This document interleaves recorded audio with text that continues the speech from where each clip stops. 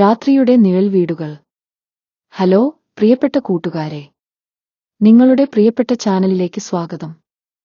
ഇന്ന് ഞാൻ നിങ്ങളോട് പറയാൻ പോകുന്നത് എന്റെ ജീവിതത്തിൽ സംഭവിച്ച, ഒരുപക്ഷേ നിങ്ങൾക്കൊരിക്കലും വിശ്വസിക്കാൻ കഴിയാത്ത ഒരു യഥാർത്ഥ ഹൊറർ അനുഭവമാണ്. സിനിമകളിലും കഥകളിലും മാത്രം കണ്ടിട്ടുള്ള ഭീകരത സ്വന്തം ജീവിതത്തിൽ നേരിട്ടപ്പോൾ, സത്യം പറഞ്ഞാൽ ഇപ്പോഴും ആ ഓർമ്മകൾ ഒരു പേടിസ്വപ്നം പോലെ എന്നെ വേട്ടയാടുന്നുണ്ട്. കഴിഞ്ഞ വർഷം ഞാൻ, അർജുൻ, ശ്രുതി, രേഷ്മ ഞങ്ങൾ 4 പേരും ഒരു റോഡ് ട്രിപ്പിന് പോവുകയായിരുന്നു. വയനാട്ടിലേക്കായിരുന്നു യാത്ര. രാത്രിയോടെ ഒരു ഉൾഗ്രാമത്തിലെത്തി. അപ്പോഴാണ് അർജുൻ പറഞ്ഞത്, എടാ, ഇവിടെ അടുത്തൊരു പഴയ ബംഗ്ലാവുണ്ട്. ആരും താമസിക്കാത്തതാ. ഒരു രാത്രി അവിടെ തങ്ങിയാലോ? ഒരു വെറൈറ്റി ആയിരിക്കുമല്ലോ. ആദ്യം ഞങ്ങൾക്കാർക്കും വലിയ താൽപര്യമുണ്ടായിരുന്നില്ല. പക്ഷേ അർജുന്റെ നിർബന്ധത്തിന് വഴങ്ങി ഞങ്ങൾ സമ്മതിച്ചു. ഗൂഗിൾ മാപ്പിൽ പോലും കൃത്യമായി കാണിക്കാത്ത കാടിന്റെ ഉള്ളിലേക്ക് പോകുന്ന ഒരു ചെറിയ വഴിയിലൂടെ ഞങ്ങൾ ആ ബംഗ്ലാവിനടുത്തേക്ക് നീങ്ങി. ദൂരെ നിന്ന് കണ്ടപ്പോൾ തന്നെ ഒരുതരം ഭയം മനസ്സിൽ കയറിപ്പറ്റി. വലിയൊരു ഗേറ്റ്, അതിൽ തുരുമ്പെടുത്ത് കിടക്കുന്ന ഒരു താഴ്. ഗേറ്റ് തുറന്ന് ഞങ്ങൾ അകത്തേക്ക് കടന്നു. ചുറ്റും കാടുപിടിച്ച് കിടക്കുന്നു. വീടിന്റെ ചുമരുകളിൽ പായൽ പിടിച്ചിരിക്കുന്നു.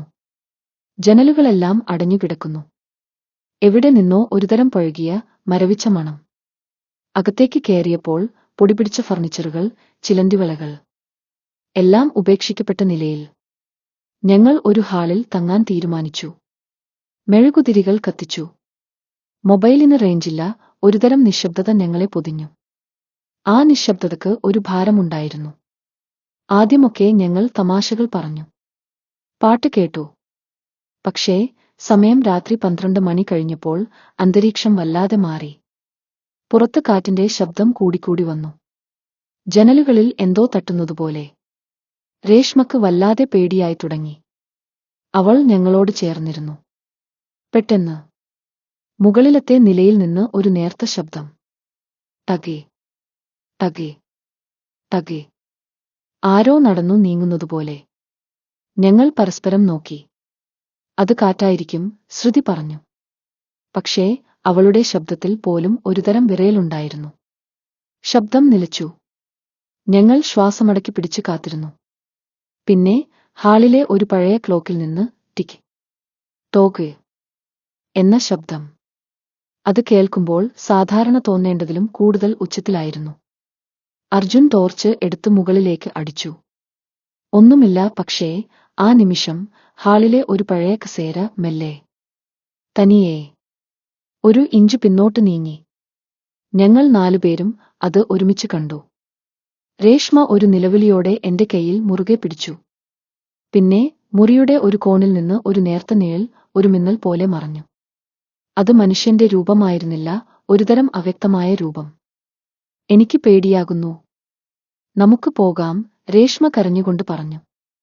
പക്ഷേ പുറത്ത് ഘോരമായ മഴയും കാറ്റും. ആ രാത്രിയിൽ അവിടെ നിന്ന് രക്ഷപ്പെടാൻ ഒരു വഴിയുമില്ലായിരുന്നു. ഞങ്ങൾ 4 പേരും പരസ്പരം ചേർന്നിരുന്നു. ഉറക്കം ഞങ്ങളെ തൊട്ടില്ല. ഓരോ നിമിഷവും ആ വീട്ടിലെ നിശബ്ദത ഞങ്ങളെ വിഴുങ്ങുന്നതുപോലെ തോന്നി. നേരം വെളുക്കാറായപ്പോൾ മഴ തോർന്നു. ഞങ്ങൾ ഒരക്ഷരം മിണ്ടാതെ ആ വീട്ടിൽ നിന്ന് ഇറങ്ങി ഓടി.